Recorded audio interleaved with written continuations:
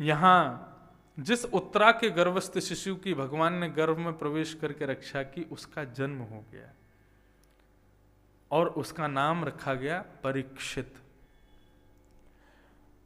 महाभारत कथानुसार परीक्षित जन्म लेते ही ब्रह्मास्त्र के तेज से पुनः उनकी मृत्यु हो गई थी। लेकिन परीक्षित के जन्म की खबर सुन के द्वारिकाधीश भी टोपी कुर्ता लेके आए बालक के लिए। तो जैसे ही उत्तरा के गर्भ में प्रवेश किया तो उत्तरा ने भगवान से कहा, प्रभु आपके सहोदर भ्राता जीवित नहीं है। महाभारत कथानुसार क्या कहा? सहोदर भ्राता। मतलब कुछ ही क्षण के लिए ही सही, आप भी मेरे गर्भ में गए थे जब ये बालक मेरे गर्भ में था। ठाकुर जी इस बात को सुनकर के करुणा में भर गए और उस बालक को गोद में लेकर के ठाकुर जी ने अपनी समस्त मायाओं को आदेश किया, यदि मैंने महाभारत युद्ध में सच्ची प्रीति अर्जुन के प्रति निभाई हो तो उस प्रीति के बल पर यह बालक पुनः जीवित हो जाए। और ऐसा कहते ही परीक्षित पुनः जीवित हो गए। ये कथा महाभारत में प्रस्तुत की जाती है। परीक्षित का जन्म हुआ। जन्म लेते ही ब्राह्मण आए, ब्राह्मणों ने उनके कई गुण बताए, आदि आदि सब भाव कहे गए। तब युधिष्ठिर जी ने पूछा कि इस बालक में सब गुण ही गुण है, कोई अवगुण नहीं है? क्योंकि ये नियम है, गुण ज्यादा होंगे तो स्वर्ग की प्राप्ति होगी, दुर्गुण ज्यादा होंगे तो नरक जाएंगे, सगुण और दुर्गुण दोनों शून्य होंगे तब वैकुंठ मिलेगा, और सद्गुण और दुर्गुण दोनों 50-50% होंगे तब पृथ्वी मिलती है, तब पृथ्वी पर जन्म होता है। प्रहलाद जी को वरदान देते हुए भगवान कह करके जाते हैं प्रहलाद जी से कि उपस्थित भोगों को भोग करके अपने पुण्यों को कम करना, असहाय व्यक्ति की सहायता करके अपने पापों को कम करना, इन दोनों की शून्यता जब होगी तब तुमको मेरी प्राप्ति होगी। यदि जरा भी गुण ज्यादा रह गए, जरा भी पुण्य ज्यादा रह गए तो स्वर्ग जाना पड़ेगा। पृथ्वी पर जो व्यक्ति आता है उसके अंदर समान भाव से पुण्य और पाप दोनों विद्यमान होते हैं। इसलिए क्या करो, जितना उपस्थित ठाकुर जी करते हैं आपके सामने भोग, उसको तो भोग लो, अपनी तरफ से अतिशयोक्ति मत करो। उपस्थित भोग जो प्राप्त है उसको भोगो, उससे पुण्य कम होंगे। असहाय व्यक्ति की सहायता करोगे, पाप कम होंगे। पाप भी कम, पुण्य भी कम, दोनों जब शून्य हो जाएंगे तब वैकुंठ मिलेगा। ये भाव जो रखते हैं कि अति पुण्य करने से वैकुंठ मिलेगा, नहीं, अति पुण्य से तो स्वर्ग मिलेगा। पुण्य क्षीणे मर्तलोकम विशंति। पुण्य क्या है? एक धन जैसा है। ये भागवत धर्म में मुझे समझाना था, अब समझा रहा हूं। भागवत धर्म का मतलब ही यही है कि अपने पुण्यों को अपने पास ना रखना, ठाकुर जी को दे देना। यदि आप अपने पास रखोगे तो खर्च होंगे, और यदि वो खर्च होते चले गए और या जरा भी रह गए तो स्वर्ग जाना पड़ेगा। और पुण्य क्या है? धन के जैसा। और स्वर्ग क्या है? एक 5 स्टार 7 स्टार होटल जैसा है।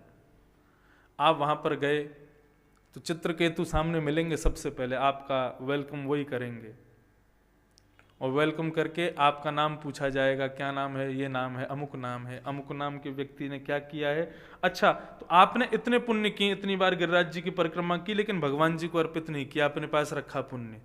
इतनी बार कथा सुनी, अपने पास ही रखा पुण्य। इतनी बार आपने तीर्थ यात्रा की, पुण्य अपने पास रखा। तो ये सब पुण्य इकट्ठे होकर के आपको 15 दिन के लिए स्वर्ग में कमरा मिलेगा। खूब आनंद करो, उल्लास करो, उछल करो, कूद करो, कुछ करो, बुढ़ापा आएगा नहीं, खाओगे पेट भरेगा नहीं, प्यास कभी लगेगी नहीं, मूछ दाढ़ी कभी आएंगी नहीं, सुंदरता सदैव बनी रहेगी, रंग नहाने की जरूरत नहीं है, सदैव तुम्हारे जो है सुगंधी आती रहेगी अंदर से। यही तो स्वर्ग है। 15 दिन तक वो खूब आनंद करता है। 15 दिन पूर्ण होते ही चित्रकेतु फिर आते हैं, बोले पुण्य खत्म हो गए तुम्हारे। बोले एक दिन और रुक जाने दो। बोले एक दिन बिल्कुल नहीं रुकोगे, 1 घंटा रुकने दो। बोले 1 सेकंड नहीं। तुरंत चित्रकेतु उठा के नीचे फेंक देता है। जाओ दोबारा से जन्म लो, फिर पुण्य कमाओ, फिर आना स्वर्ग। ये है स्वर्ग, जाना है स्वर्ग। लोग अपने घर में यदि कोई किसी व्यक्ति का परम पद हो जाए, नीचे लिखते हैं स्वर्गीय, या तो वैकुंठवासी लिखो या गोलोकवासी लिखो, स्वर्गीय। वैसे भागवत में स्वर्गाय शब्द का अर्थ क्या है? स्वर यानी कि देवता भी जिस लोक का गुणगान गाते हैं उसको स्वर्गाय लोकाय, मतलब वैकुंठ भगवान। वैकुंठ का तात्पर्य क्या है? जहां पर मति में कभी कुंठता नहीं रहती, मति कभी उलझती नहीं है, सब कुछ पता है हमें कब क्या कैसे क्या करना, उसको कहते हैं वैकुंठ। इसीलिए भगवान को कहा था वैकुंठ नाथ, इनकी बुद्धि कभी कुंठित नहीं होती, इसलिए वैकुंठ। तो वैकुंठ की प्राप्ति के लिए पुण्य और पाप दोनों शून्य चाहिए। वो कैसे होंगे? उपस्थित भोग, जितना भगवान आपको दे रहे हैं उसको तो भोग लो, उसमें अति मत करो। अति क्या है? व्यसन जितने भी हैं सब अति हैं। भगवान ने आपको नहीं दिए, भगवान ने तो मना किया मत करो, लेकिन आप अपनी तरफ से जबरदस्ती कर रहे हो, ये अति है। और जहां जैसे ही अति आप करने लग जाओगे तो भोग ही पाप बन जाएगा फिर।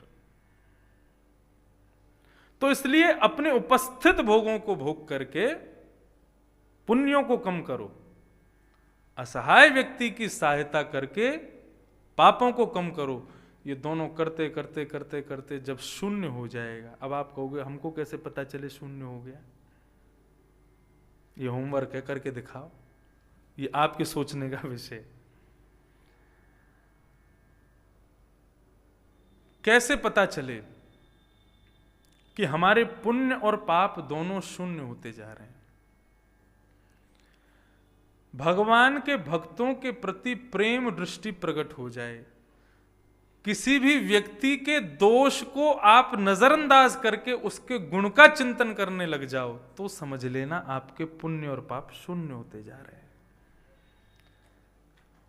अन्य किसी व्यक्ति के अब भी आपको दुर्गुण दिखाई दे रहे हैं, उसके अंदर भले ही हजारों गुण हैं, कितनी भी बढ़िया कथा कर लूं मैं, लेकिन कोई ना कोई एक दुर्गुण तो निकाल ही जाएगा। एक बार मेरी कथा हुई नेपाल में, वहां पे यूनिवर्सिटी के बच्चे आए कथा सुनने, तो मुझसे मिलने के लिए फिर बाद में आए कक्ष में, तो सब बोले कि आप कथा बढ़िया करते हैं, सब बहुत बढ़िया, सब प्रश्न उत्तर चले, सब बढ़िया। एक बालक ने कहा, मुझे कुछ कहना है आपसे। मैंने कहो। आप कथा करते करते बीच बीच में अपने बालों पे हाथ क्यों फेरते हो? कुछ नहीं तो यही दुर्गुण निकाल लिया। अन्यश्च दोष गुण चिंतन माशु मुक्त्वा सेवा कथा रसमहो नितराम पिबत्वम। सामने वाले में केवल दोष दिखे तो समझना अब भी पुण्य और पाप की पूंजी बनी हुई है, लेकिन दूसरे में दोष कम हो जाए, सब में भगवत बुद्धि हो जाए, और भगवान से भी ज्यादा प्रेम किसी भक्त को देख करके आनंद मंग लहर हृदय में उठने लग जाए, तो समझ लेना पुण्य और पाप शून्य हो रहे हैं। अब वैकुंठ हमें बुला रहा है, द्वार वैकुंठ के खुल रहे हैं। यही बात, सब बातें बताई कथा में ही जाती हैं, लेकिन बार बार कहना पड़े उसके लिए क्या करो? हमको बार बार ना कहना पड़े, होमवर्क किया करो घर जाके। जितने भाव यहां प्रस्तुत किए जाते हैं, ये सब एक दूसरे से मिले हुए हैं, जुड़े हुए हैं। तो युधिष्ठिर जी बोले, क्या इस बालक में सारे गुण ही गुण है, कोई अवगुण नहीं है? तब ब्राह्मणों ने कहा, आप सुनना चाहते हैं तो सुनो। तक्षकादात्मनो मृत्युम तक्षकादात्मनो मृत्युम द्विजपुत्रो सर्जिता प्रपत्स्यत पश्रुत्य मुक्त संग पदम हरि। महाराज, आपके इस बालक से एक अपराध हो जाएगा, एक ब्राह्मण अपराध हो जाएगा, विप्र अपराध हो जाएगा, जिसके कारण तक्षक सर्प के द्वारा मरने का श्राप लगेगा और तक्षक सर्प के डंसन से इसकी मृत्यु होगी। ये बात सुनकर के युधिष्ठिर चिंतित हो गए।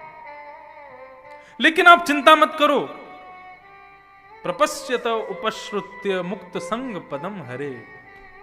एक वैष्णव का, एक निर्मल संत का सानिध्य मिलेगा और यह हरि कथा सुनता हुआ उनके चरणार बिंदों को प्राप्त कर लेगा।